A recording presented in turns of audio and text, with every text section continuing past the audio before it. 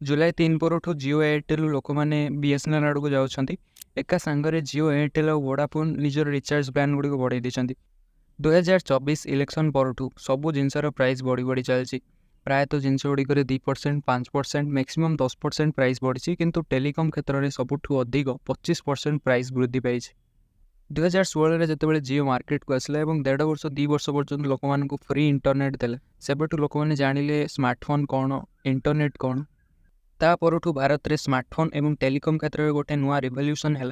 आजिका time रे mobile एवं internet लोक मानकर बेसिक नीड हो सारी एभली अवस्था जदि प्राइवेट कंपनी गुड़िक एका सांगरे 25% भली दर वृद्धि करेंगे ताहले साधारण लोक मैंने करेंगे कौन। यही समय लोक मानकर प्रथम दृष्टि रहिबो सरकारी कंपनी उपरे। भारतर प्रथम सरकारी टेलीकॉम कंपनी भारत संचार निगम लिमिटेड बीएसएनएल जोटा एबे सबुठु सस्ता दाम रे इंटरनेट आउ टेलीकम्युनिकेशन लोक मानकु जगाउछि। किंतु दुखर विषय कि लोक मैंने जिते 5G व्यवहार कले बीएसएनएल आज 3G 4G रे अटकी जहाँ भी हो जियो एयरटेल रिचार्ज प्लान बढ़ला पर लोक मैंने बीएसएनएल को पोर्ट कर जुलाई 3 पर 10 दिन भितर जियो निजर 70 लाख कस्टमर और एयरटेल निजर 7 लाख कस्टमर हराई सारा। जुलाई 5 रे बीएसएनएल चेन्नई रे 4G कनेक्टिविटी जोगाई और भारत सबु स्थान में बहुत शीघ्र माने 2025 सुधा 4G कनेक्टिविटी जोगाइब बोली कही। बीएसएनएल यह सूचना दी जाए कि 4G कनेक्टिविटी पर 5G को कन्वर्ट कर 2023 ओपन रिपोर्ट अनुसार नेटवर्क उपलब्धि क्षेत्र में जियो 99%, एयरटेल 98%, वोडाफोन 96% और बीएसएनएल 83% सक्रिय अच्छी। आउ नेटवर्क स्थिरता क्षेत्र में जियो 63%, एयरटेल 57%, वोडाफोन 48% और बीएसएनएल मात्र 13% सक्रिय अच्छी। कनेक्टिविटी क्षेत्र में देखा गले बीएसएनएल तुलन में अन्य प्राइवेट कंपनी गुड़िक बहुत आगे अच्छा किंतु गोटे क्षेत्र में बीएसएनएल आगे अच्छी ताहा कम दाम रे प्लान गुड़िक जगाऊँच। जियोर मासिक प्लान 209 टंकार आरंभ होता बेले बीएसएनएल मात्र 107 टंकार आरंभ। जियो प्लान गुड़िक 34 टंकार आरंभ हो 600 टंका पर्यंत वृद्धि पाई।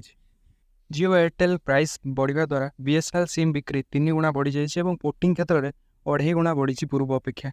देशर साधारण लोकों कथा उठिले रतन टाटा केमिति आगू न आसबे। रतन टाटा बीएसएनएल सहित मिसी बहुत शीघ्र 5G आणबे बोली कहिसंती। एबे बीएसएनएल और टाटा कंपनी भितर 15,000 कोटी टंकार डील होईछि। बीएसएनएल एबे 4G और 5G रे सेवा पई काम आरंभ कर सारिछि एवं एबे थिबा प्लान गुड़िक आगो को बदलिबा नाही बोली मध्य जणा जाइछि। अंबानी फैमिली रे बाहागर चलछि। एई बाहागर खर्च 5,000 कोटी टंका। जियो रिचार्ज प्लान गुड़िकर बढ़ाइबार मुख्य कारण हेउछि बाहागर खर्च। इकोनॉमी को आगो नेबा पई प्राइवेटाइजेशन हेउछि गोटे मात्र बाट जहाद्वारा बेसरकारी कंपनी गुड़िक देश में संस्था गुड़िक चलाइबे एवं सरकार को अधिकरू अधिक लाभ दे पारिबे। किंतु अधिक मात्रा रे प्राइवेटाइजेशन हेबा द्वारा सबु क्षेत्र में दाम बढ़ी बढ़ी चले एवं साधारण लोक अधिक असुविधार पड़ती। टेलीकॉम क्षेत्र में भारत जो अवस्था सरकारी कंपनी बीएसएनएल विकास आज पर्यंत करा जाउ नथला जहाद्वारा बीएसएनएल यूजर कमिले 2010 रु आज पर्यंत बीएसएनएल लॉस रे चलछि।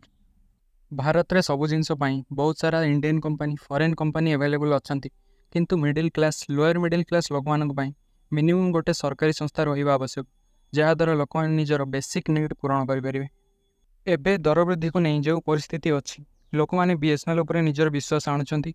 अधिकरू अधिक बीएसएनएल यूजर्स हेले सरकार बीएसएनएल उपर अधिक ध्यान देव एवं 5G पाई मध्य बहुत शीघ्र पदक्षेप नेब। एटा गोटे ठीक समय प्राइवेट कंपनी गुड़िक पछरे पकाई बीएसएनएल आगू को बढ़िबो जहाद्वारा साधारण लोक मानक फायदा हेबो। आपण माने भी शीघ्र शीघ्र बीएसएनएल को पोर्ट करंतु।